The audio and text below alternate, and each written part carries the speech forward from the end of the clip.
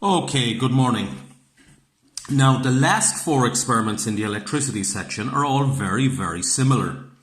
And they're about to investigate how the current flowing through a conductor varies with the voltage, sometimes called potential difference, between its ends.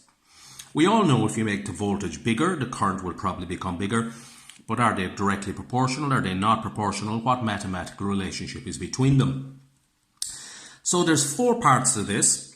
The first part is variation of current with voltage for a metallic conductor. A metallic conductor is just a fancy way of saying a copper wire or a resistor, and that's the symbols we will use for a metallic conductor. That's a more modern symbol, but that's a symbol that you still find in use as well. Then we're going to look at how voltage and current varies for a filament bulb. And the symbol for a filament bulb we're going to use is this. There's the little filament inside in the bulb, and there's the glass bulb around it. Now, a lot of people confuse that with the symbol for an ohmmeter, the instrument that measures resistance. So just take care and get that symbol right. That's the filament bulb. Ordinary bulb with a little wire inside that gets hot when current goes through it. Third one is the variation of current and voltage and current for a semiconductor diode. And our symbol for the semiconductor diode will be like this. Now recall, a diode is an electronic device that allows current through it in one direction only. Allows current through it in one direction only. And the direction that allows current through it is the direction that the arrow head is on there. So current will only go down through that particular diode I've drawn there. And the fourth part is variation of voltage and current for a copper sulfate solution. Now, copper sulfate is a chemical, often called bluestone. You dissolve it in water, and when you dissolve it in water, you get what's called a solution, a CuSO4 copper sulfate solution. This is a liquid that conducts electricity, and it's often known as a electrolyte. E-L-E-C-T-R-O-L-Y-T-E, electrolyte, which is just simply a liquid that conducts electricity.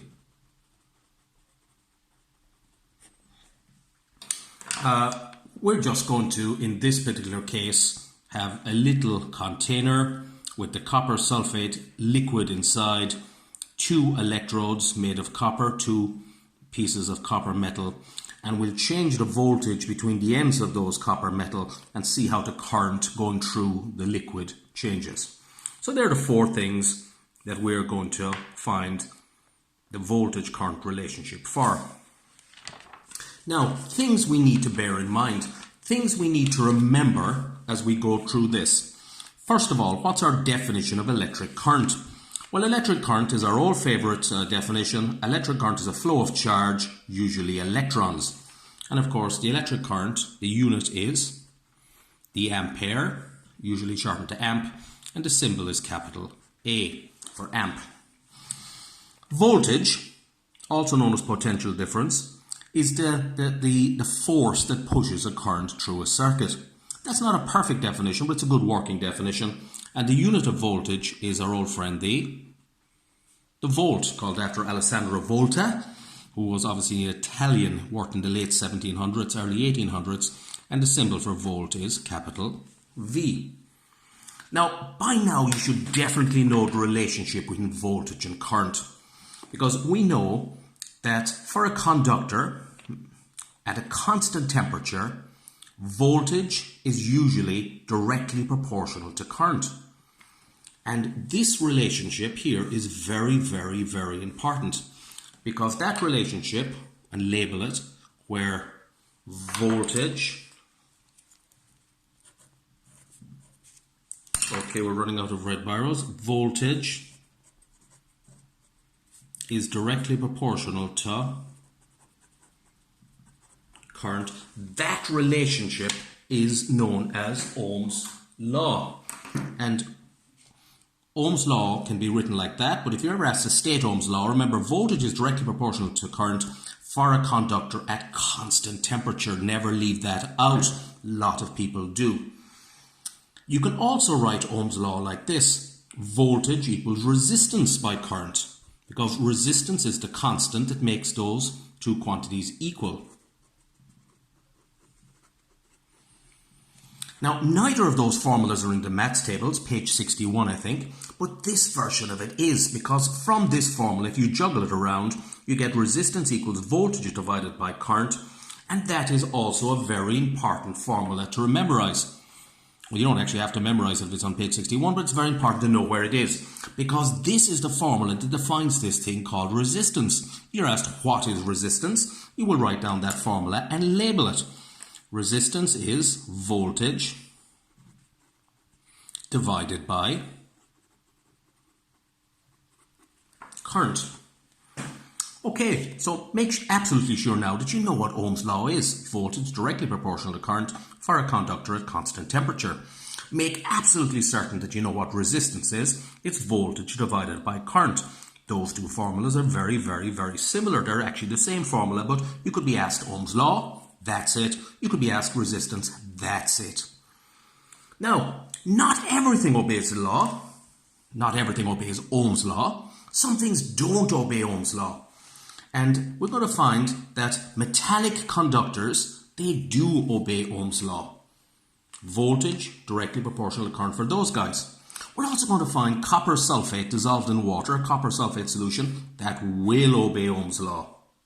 But some things don't obey Ohm's law, and we're going to find a filament bulb does not obey Ohm's law, and a semiconductor diode does not obey Ohm's law. Before, of course, we look at the experiments, we have to be very, very clear on what measuring devices we're going to use in the experiment. And voltmeter, well, what does a voltmeter measure? Well, it measures the voltage. What's the voltage? It's a thing that pushes electric current. So it measures voltage in units called volts. And the symbol for a voltmeter is very simple. It's a V, like that. Now, most people wouldn't use a voltmeter anymore. They'll use a multimeter set as a voltmeter, but that's still the symbol for it. An ammeter, well, what does that measure? Well, it measures what we call electric current in units called amps. And the symbol for an ammeter is very, very simple as well. It's just a capital A inside in a circle like that. Now, on occasions, we'll be using a milliammeter. And that's just the same as an ammeter that reads small currents. Milli means 1,000 of. So a milliammeter is more like this. That's the symbol for it. Make absolutely sure right now that you know a voltmeter is that symbol and what it does. An ammeter, that's its symbol and what it measures. Very important to get that. Okay, once you've got that, we can actually move on to the experiment. Well, we're going to be looking not at one experiment, but four, probably just two with this little video. And we're going to be looking at the voltage-current relationships for metallic conductor, which I said was just simply a copper wire. We're going to use that symbol. And a filament bulb. And a filament bulb is just an ordinary bulb, like a car headlamp bulb, something like that, and that's its symbol. Also semiconductor diode and copper sulfate solution, but I might leave them to another day. Now, this is very important. For each experiment, you will need to know 5 things. This is where you pay great attention. And as the video goes along, once you come across each of these 5 things, maybe you would pause the video and learn those things. Maybe get a little notepad, sketch that out, or whatever you want, however it works for you. But if it was me, I would simply stop the video, learn the label diagrams, and so on. So the 5 things you need to know for each of these 4 experiments is a labeled diagram. Now, you're going to find the circuit diagrams are so similar for each of the 4 experiments, but you need to know a labeled diagram. Second thing you need to know, what measurements are taken and using what instruments. And inevitably it's going to be, I measure the voltage on the voltmeter, the current on the ammeter. It'll be just those 2 instruments. Then what do you do when you have voltage current readings? You're going to sketch a graph. You will have to know what the graph looks like, a little sketch of it. That means drawing the shape of the graph and the appropriate units and quantities on the axis and what the graph actually means. And then the fourth thing, you'll have to calculate the slope of the graph. That's of course if it's a straight line graph. You don't have to calculate the slope if it's not a straight line graph. Of course, if it's not a straight line graph, how can it obey Ohm's law? We'll have to look at that as well. And the last thing is a few precautions to make the results more accurate. Okay, those 5 things you need to know for each of those 4 experiments. So we're going to look at 2 of them now. Okay, now we're going to start off. This is where it gets really, really important. This is where you really start to tune in. Okay, we're going to look at the voltage-current relationship for what we call a metallic conductor. And I'm just going to put in brackets after it again, COPPER wire. Okay, metallic conductor, copper wire. So let's draw our circuit diagram. Well, the first thing we're going to have in our circuit diagram is the star of the show, the copper wire. There's the copper wire. Now you could of course use the other symbol for this that I showed you earlier, way back there, that guy or that guy. That's the more modern version. That guy there's a copper wire. Now what do we want to know?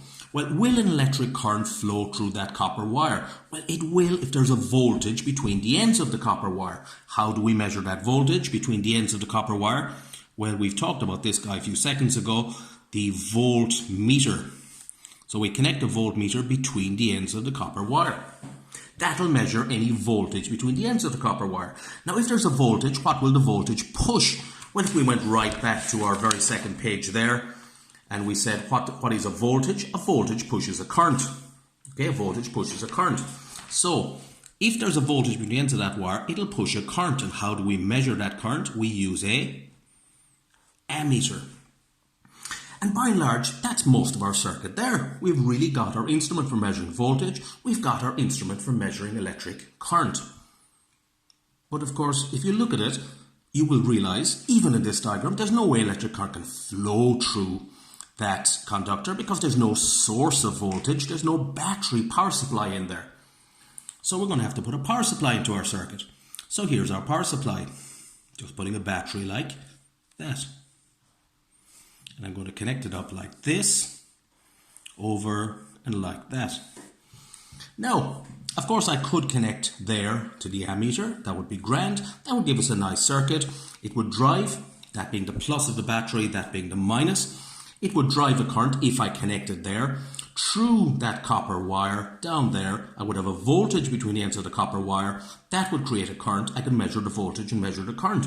But what could I not do? Well, I couldn't change the voltage. Well, I could if this was a variable power supply unit, but there's a neater way of doing this. Now this, most people get that far. Some people start dropping out and getting a bit concerned when I draw this guy.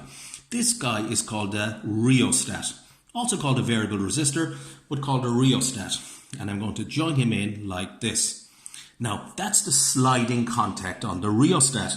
And if I move this up, I tap into more of the voltage. If I move it down, I tap into less of the voltage. So by adjusting the slider on the rheostat, I can make the voltage bigger or smaller.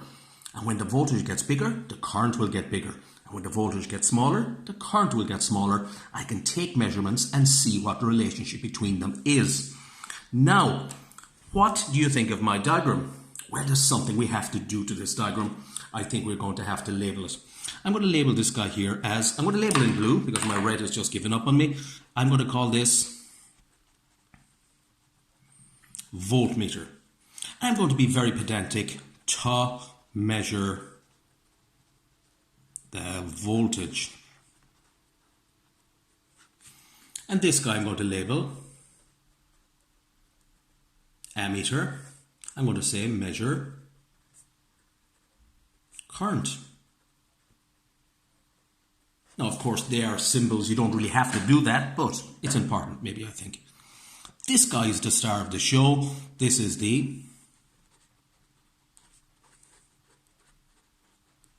metallic conductor. Okay, battery. Okay, I think that's a universal symbol, but we'll just stick some more battery. And there's one more thing we have to label here. This guy here. This is the, maybe the arrow should go touching it. This guy here is the, And I think it's a good idea to put in brackets, what does the rheostat do? To vary. What does it vary? What does it change? Well, it changes the voltage between the ends of the metallic conductor, and if the voltage changes, so will the current. So to vary the voltage.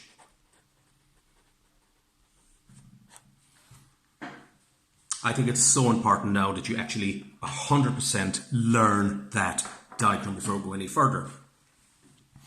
Okay, once you've built that circuit, what do you measure? Well, you measure the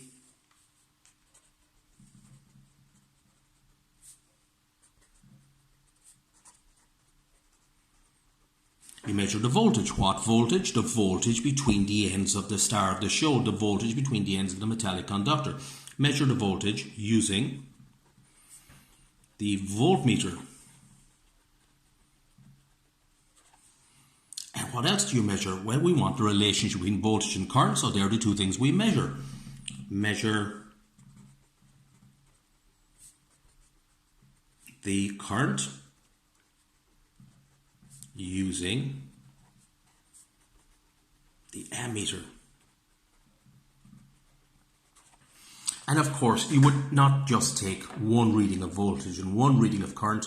You'll take a reading of voltage and the corresponding current, then up the voltage a little bit, take a new voltage, a new current, up the voltage again, new voltage, new current. Do that about 5 times. So take 5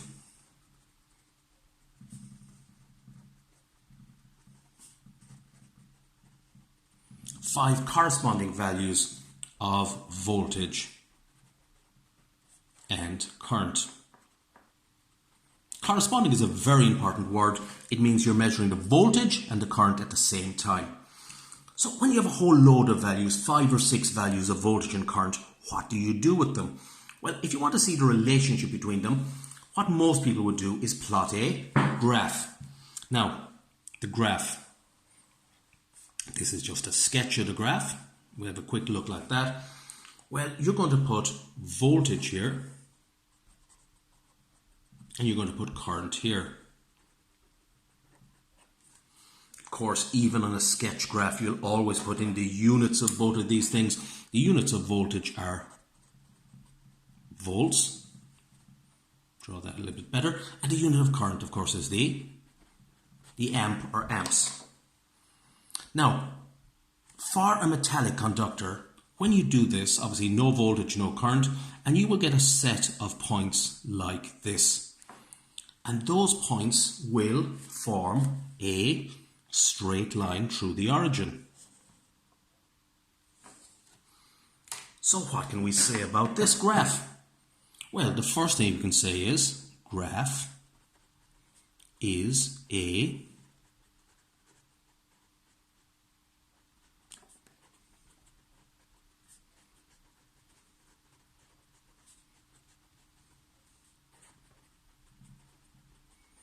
straight line through the origin. Well, what does that tell us? This proves that. Well, a straight line through the origin proves that whatever's on the y-axis is directly proportional to whatever's on the x-axis. This proves that voltage is directly proportional to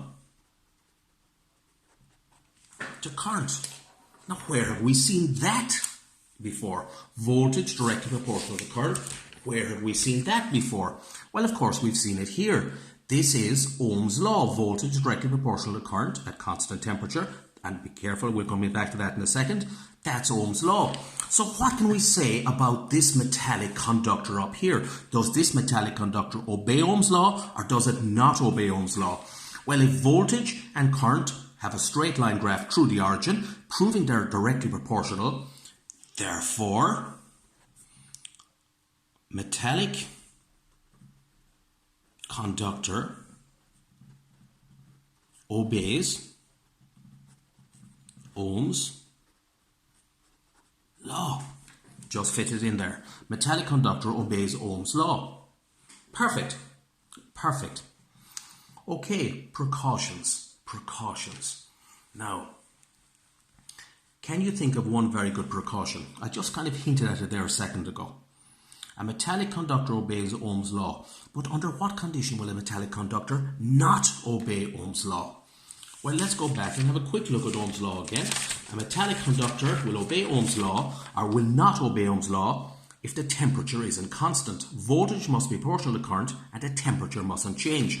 So if you look at this wire up here, this metallic conductor, if this metallic conductor heats up, it won't obey Ohm's law, and we must check on that in a second.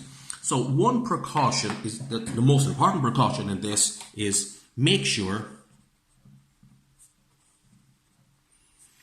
that the temperature of the metallic conductor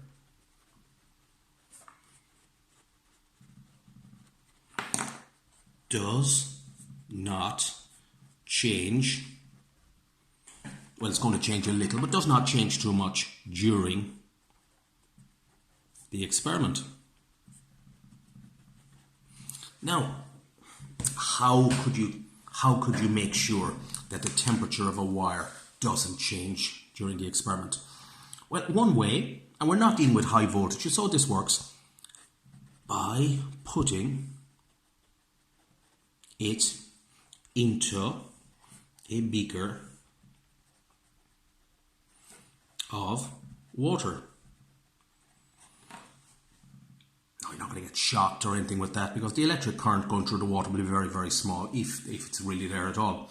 Okay, so that is the main precaution.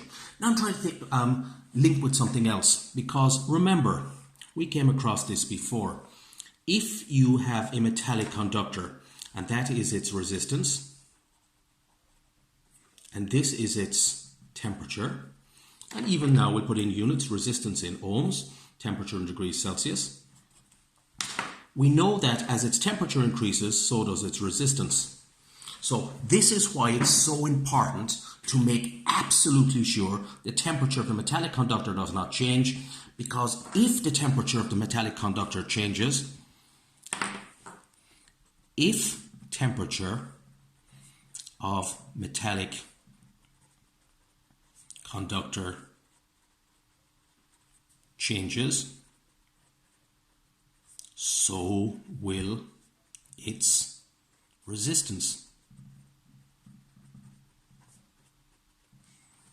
Okay, and that is why you must keep the temperature constant so the resistance of the metallic conductor stays constant. There's one, of course, very important thing from the graph. One very important thing from the graph. Well, I'm going to put it over here in blue. What does the slope of the graph represent? Well, any slope of any graph is an average of what's on the y-axis over an average of what's on the x-axis. Now, what's on the y-axis of this graph? It is the voltage. And what's on the x-axis of this graph? It is the current. Remember, I stands for current, A stands for amps. And what's this here? Voltage divided by current. The slope of this graph, if you got the slope, point there, put it into the slope formula. The slope would be V over I. And what is voltage divided by current? What is voltage divided by current? Well, we go back here. What did we say earlier? Voltage divided by current is the resistance. Voltage divided by current is the resistance. So if you are plotting that graph and you get its slope, the voltage divided by the current will be the resistance of the metallic conductor. So the slope of that graph is voltage divided by current, which is resistance. So the 5 things you need to know about this experiment: the diagram, the measurements, the graph, that the graph is a straight line through the origin, proving voltage proportional to current, and that the slope of the graph is the resistance because it's voltage divided by current.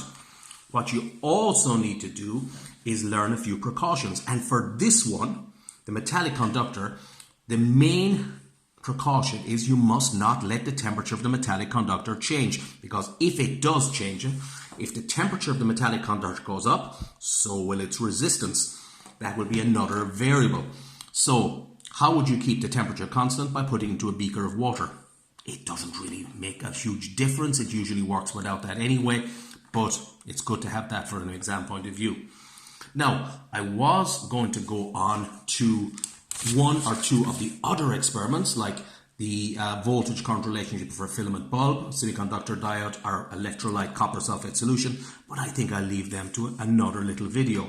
I appreciate these videos are not amazing production standards, but if you can learn every time you see a formula, learn it and learn how to label it and learn how to find it in the maths tables, and then what are the things you need to know for each of these 4 electricity experiments. You need to know the diagram. There's the diagram. Learn it. Sketch it out on some paper, whatever, till you've got it right. Measurements, well, what? You measure the voltage on the voltmeter, the current on the ammeter, and you do it 5 times to get corresponding values. Learn the shape of the graph. It's very, very easy. Learn what the graph means. It tells you a straight line to the origin, proves the voltage is directly proportional to current. That's means it obeys Ohm's law. And the slope of the graph is y-axis over x-axis. Y, voltage, x, current, V over I, that's resistance. That's the definition of resistance, and the precautions as well. Okay, thank you for bearing with me. 26 minutes. It's long, but it's long for me too. Okay, go through this experiment, and I'm putting this up tonight, Friday night, and tomorrow I'll put up the bulb one, the filament bulb one. Take care.